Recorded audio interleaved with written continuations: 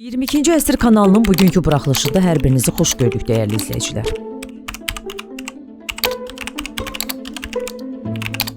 Qarabağdan Ermənistana qaçan separatçıların qalıqları əvvəllər Paşinyan hakimiyyəti tərəfindən hücumlara məruz qalsa da, son dövrlər bu təzyiqlərin səngidiyi müşahidə edilir. Hətta İrəvandakı qondarma Artsaq nümayəndəliyi fəaliyyətinə hələ də davam edir.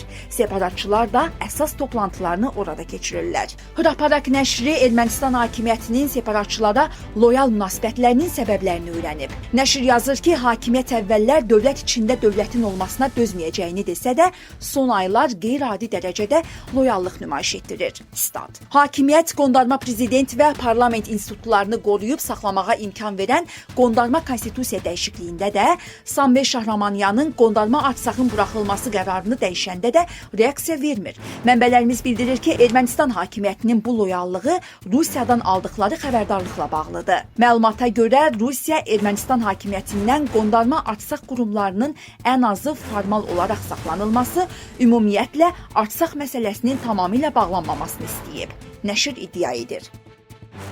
Dəyərli izləyicilər, ölkə və dünya gündəmi ilə bağlı xəbərlər təqdim etməyə davam edəcəyik. Öz fikirlərinizi şərh bölümündə qeyd etməyi unutmayın. Sağlıqla qalın.